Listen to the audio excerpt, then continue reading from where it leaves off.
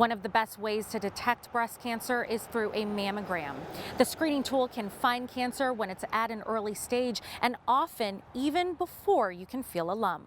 Today we're talking all things mammogram, and I'm happy to be sitting here with Dr. Christopher Saplicki, who's going to break down how important this imaging tool is. So tell us about what exactly is a mammogram.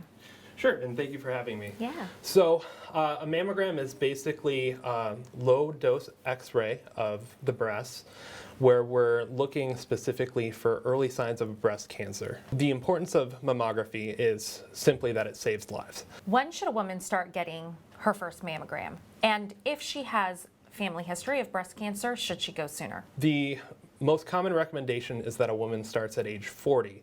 Now, if they do have a family history where, say, a mother or a sister has a history of breast cancer, the recommendation is that they start 10 years before that family member was diagnosed. So say mom was diagnosed with breast cancer at age 45, the woman would start at age 35. So tell us about the mammogram process. I know it can be an intimidating, imaging procedure for some. So walk us through the entire process and tell us why women shouldn't be scared. Of course. The actual imaging part takes about 15 minutes. For a typical woman, they will have 2 images per breast, so 4 total. There may be some additional if they have implants, things like that. A lot of women are afraid. They may have heard that mammograms are painful. I think it helps to know why we need to do compression. So breasts are basically just made of fat, and then the glandular tissue, milk ducts, milk globules, basically what forms the milk.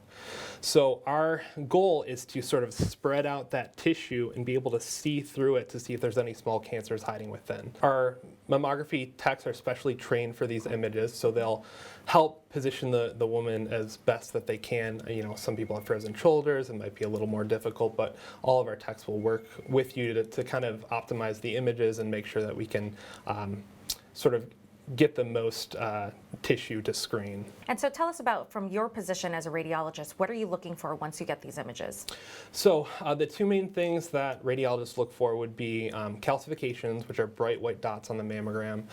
They're very common, but that can be a sign of an early cancer if they're kind of clustered all together. And then the other thing would be a mass, which the mass is what we need the compression for, to kind of spread out the normal tissue and see if there's anything hiding. Why is it so important that a woman doesn't skip her mammogram screening? Breast cancers are typically slow growing, so we don't want to image women too frequently where they're coming back every 6 months, but a year seems to kind of be the sweet spot where if you've had a mammogram and things look good, kind of waiting a full year, and when if we were to find something the following year, it would probably be something very small.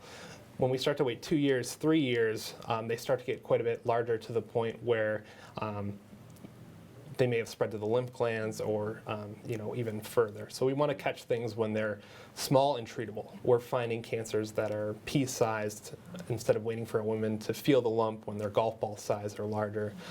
So they improve outcomes. They're they can be a little bit uncomfortable, but the impact they make can't be understated.